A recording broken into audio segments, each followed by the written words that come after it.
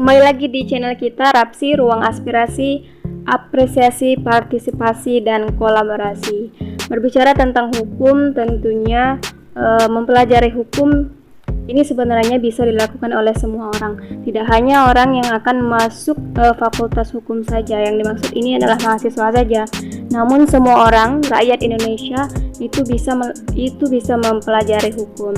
Karena pada dasarnya sudah diatur dalam undang-undang kita, Undang-Undang Dasar Negara Republik Indonesia tahun 1945 di pasal 1 ayat 3 yang bunyinya bahwa negara Indonesia itu adalah negara hukum. Nah, apa sih negara hukum tersebut? Negara hukum itu adalah negara yang di dalamnya terdapat banyak aspek peraturan-peraturan yang bersifat memaksa, dan apabila dilanggar maka akan mendapat sanksi yang sangat tegas. Pada dasarnya manusia itu adalah makhluk sosial yang tentunya terus berinteraksi dengan kegiatan ataupun pekerjaannya sehari-hari, yang tentunya perlu atau sangat butuh sekali mengenai hukum supaya tidak menjadi saling ribut gitu ya, supaya ada aturan. Lalu siapa sih yang membuat hukum tersebut? Yang membuat hukum adalah pemerintah tentunya bersama dengan rakyat dengan kesepakatan bersama-sama. Lalu rakyat ini siapa sih? Nah, rakyat ini diwakilkan dalam hal ini adalah kepada Dewan Perwakilan Rakyat atau kita sebut sebagai DPR. Nah, itulah yang membuat undang-undang atau membuat hukum. Nah, bagaimana kalau jika ada yang melanggar hukum? Inilah yang dinamakan adanya sanksi. Sanksi ya, bukan saksi. Kalau dia saksi berbeda tentunya dengan sanksi. Nanti kita akan perdalam lagi di video berikutnya. Sanksi yang seperti apa dan sanksi yang bagaimana? Itulah adanya hukum acara, yaitu hukum acara yang ada di pengadilan. Nah, tidak semua orang yang melanggar hukum itu ujuk-ujuk langsung dihukum. Tentu harus ada aturan, tentu juga harus ada prosedurnya. Lalu siapa sih yang mengendalikan prosedur atau menentukan aturan-aturan tersebut? Itulah yang dinamakan adanya penegak hukum. Penegak hukum di sini adalah termasuk penyidik, jaksa, hakim, advokat, atau pengacara. Semua sudah ada tugasnya ya. Penyidik melakukan tugasnya sesuai dengan aturan, kemudian jaksa melaksanakan tugasnya sesuai dengan prosedur, tidak menyeleweng dari prosedur, dan hakim melakukan tugasnya tentunya dengan prosedur. Begitu pula sama hal dengan pengacara atau advokat. Jadi clear ya sampai sini pemahaman sedikit tentang hukum. Di sini saya sudah menyiapkan rangkuman pendapat dari para ahli hukum mengenai pengertian hukum. Yang pertama, dari pendapatnya Plato, hukum itu adalah seperangkat aturan yang tersusun secara baik serta teratur yang sifatnya mengikat hukum dan masyarakat.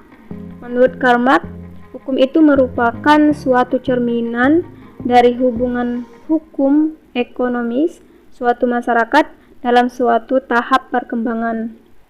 Kemudian menurut Myers adalah aturan-aturan yang di dalamnya mengandung pertimbangan atau kesusilaan yang ditujukan kepada tingkah laku manusia dalam sebuah masyarakat dan akan menjadi acuan atau pedoman bagi para penguasa negara dalam melakukan tugasnya.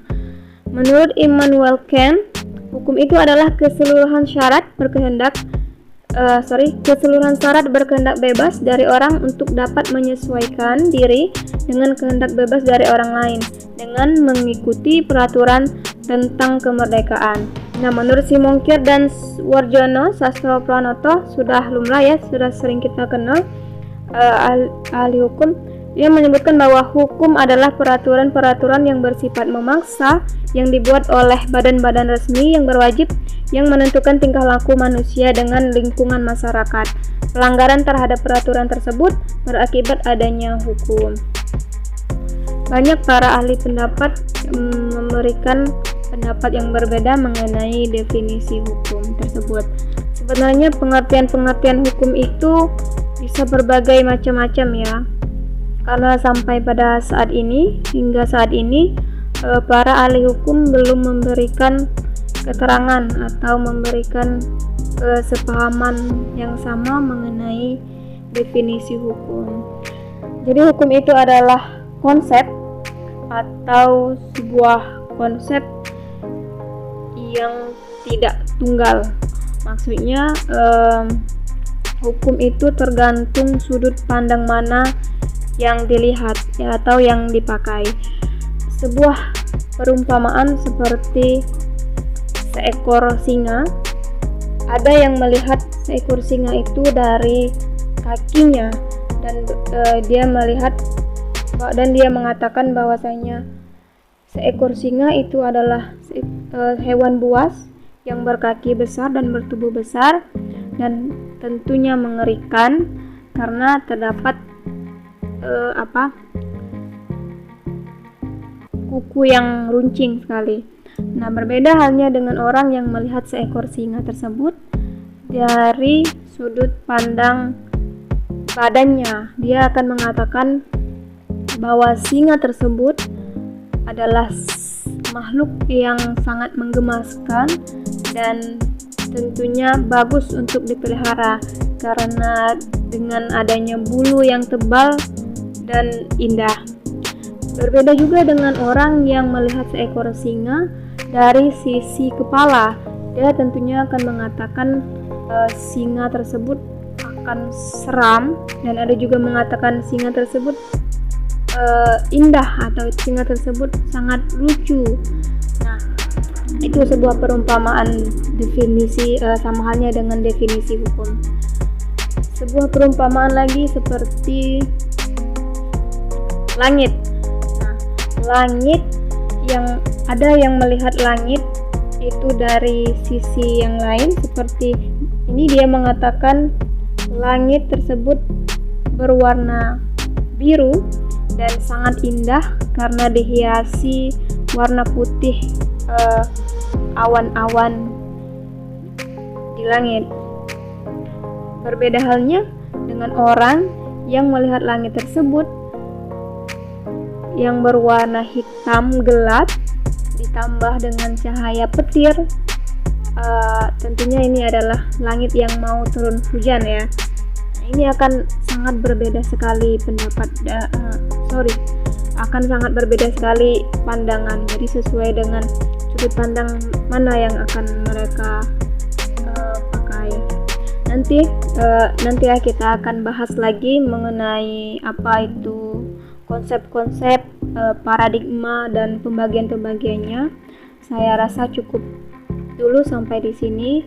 Semoga yang saya sampaikan bisa bermanfaat. Bila ada kata-kata yang salah, saya mohon ampun.